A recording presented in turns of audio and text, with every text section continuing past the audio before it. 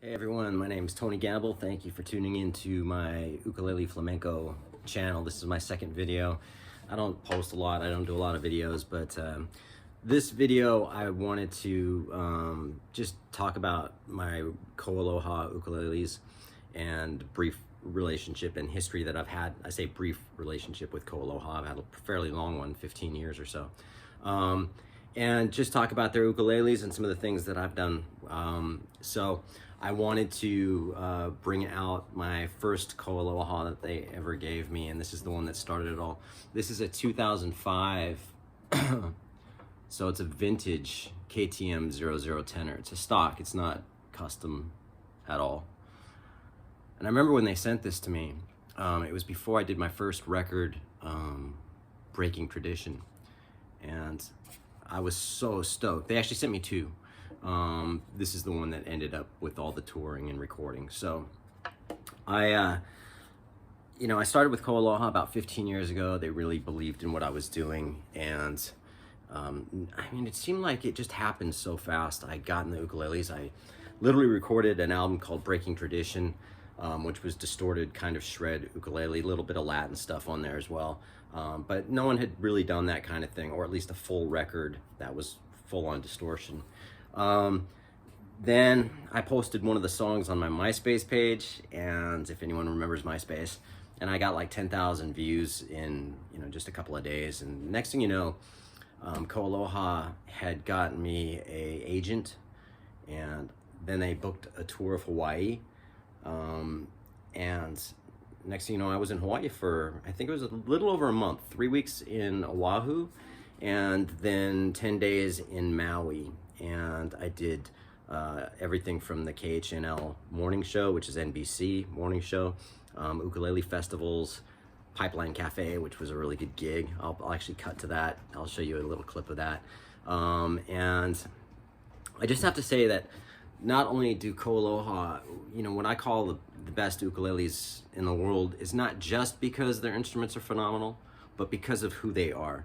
Alan Okami, Paul Okami, Alvin Okami, that's Pops, and Pat, his wife. They took me in like family, and they didn't have to do that. They didn't really know me, and they treated me like I was a son. I kid you not. Alan, awesome. Paul, awesome. Paul's got a whack sense of humor like I do, which I really like. Alan's got a great sense of humor as well.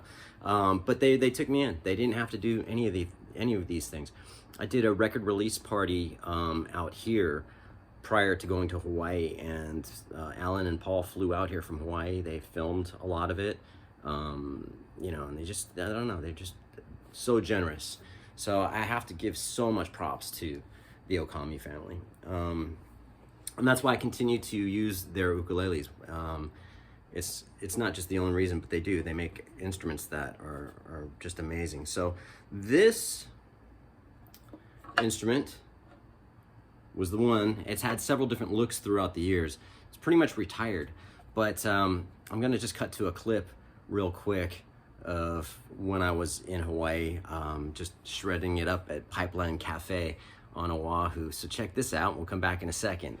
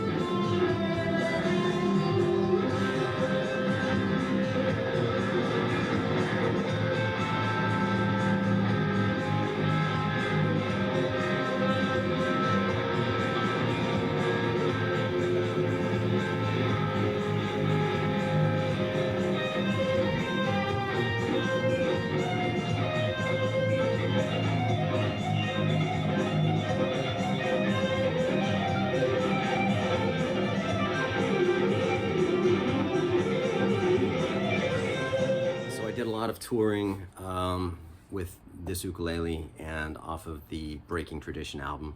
I met a lot of great players and a lot of great friends while I was in Hawaii.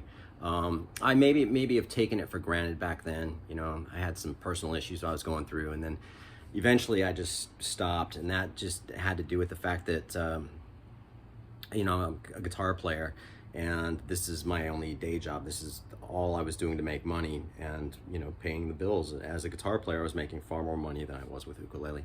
But it wasn't about the money, so to speak. You know, I fell in love with the ukulele, and it's become just every bit as an instrument for me as a guitar. So, so I do happen to really love playing the ukulele, and I still do. So I just did a tribute to Eddie Van Halen, where I did a little bit of Eruption. I'll play that video here in a second. It's not that great because I don't practice the tapping stuff anymore. I haven't done so in a long time. Put me on a guitar and I'd do it fine, but on a ukulele, a little bit more difficult. But I pulled out this ukulele again, the 2005 KTM 00.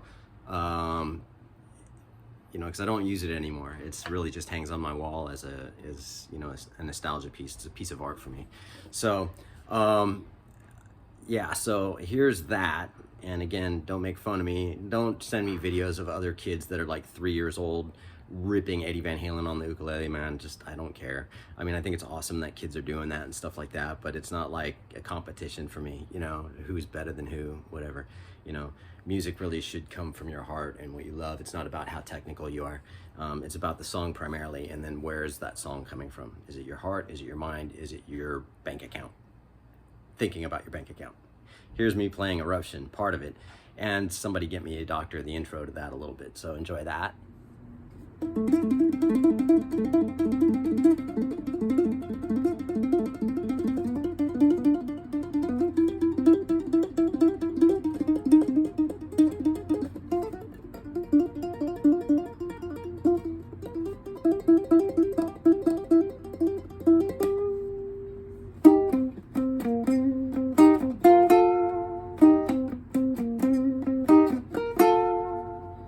Rest in peace, Eddie Van Halen. It was worth a shot. I haven't played Eruption in forever. So in 2006-07, I was nominated for a Nahoku Hano Hano Awards, which is the Hawaiian Academy of Recording Arts. I was nominated for Rock Album of the Year, and that was pretty awesome. I was also nominated for the Hawaiian Music Awards for Best Ukulele Album of the Year, which I didn't win, and I don't care. The fact that I was nominated. I got a lot of press, and there was a lot of people that loved me, and there was a lot of people that just thought I was just, what is this guy doing destroying our instrument? It's like, dude, I'm just playing an instrument, and I'm playing the kind of music I want to play for what I'm doing. It's not anything disrespectful. It's just I love playing the instrument, and if I want to play the style of music I want to play, then I'm going to do that. Those opinions don't matter to me. The fact that people are talking about you is cool. It doesn't matter if it's negative or positive. People are talking about you. You know what I mean? So I guess the only negative press you'll get is, you know, in the obituaries or something. So, but I did meet a lot of great people when I was on tour, and I, you know, again, when I was in Hawaii, you know, I became friends with a lot of ukulele players that were well known. You know, there's people like Brittany Paiva. I rep her t-shirt, man, because you got to support your friends, and she's one of the best ukulele players. She's just ridiculously good. And I've done some shows with her. She came to see me when I was in Hawaii. We did some shows in LA at the NAMM show.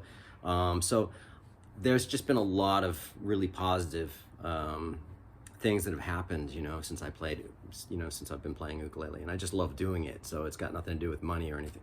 So I do have a new record coming out on the MAMP, Maximo Aguirre Music Publishing record label. The album's been done since February. Right now we're in November 1st. And but due to the climate of you know, it's just not coming out yet, and I don't know when, but it's a good record. It's so I was doing the Shred ukulele album, Breaking Tradition, which came out in 2006, and it's been all this time. So this is now Flemenco Ukulele, which will be or Ukulele Flamenco will be my second all-instrumental ukulele record, except it's Latin. There's no distortion on it. It's more authentic with the way the ukulele sounds and plays, and that's what I prefer. As to where I am right now, the ukulele that I played on that record was this 2015 model KTM 00, and I played this on the entire record. However, there was a couple of rhythm tracks I played using a Opio spruce, KoAloha. And right now this is my main instrument. KoAloha, I talked to Paul on the phone and last week, and he's the head luthier, Paul Okami, at KoAloha. And he's going to be building me a new ukulele as well as another one. So I'm really stoked about that. I appreciate their support. Love KoAloha. Other than that, I hope you like and subscribe to my channel. And if not, that's okay too. So, but I do have a new record coming out, and the record company told me I can't play any of the songs until the record comes out. So anything I'd done on my previous YouTube channel, I had to take those videos down. It's just what they want. I can't, otherwise I'd be playing my new album, but I can't do it, So I also used this ukulele. I did another 10 songs for TV and movie soundtracks and things like that for music publishing, and I used this one. I used my signature one, what has my name on the fretboard, and also the OPO. So having said that, I hope you enjoyed this video, and I'm gonna try to piece it together. I'm not good at video editing, just simply because I don't do it enough, but I thank you, and keep playing the ukulele because it's a wonderful instrument, and it's definitely an understated instrument. People look at the ukulele and still think Tiny Tim, Tiny Bubbles and all that stuff, which, okay. So having said that, dude, peace out, all right, and have a good one.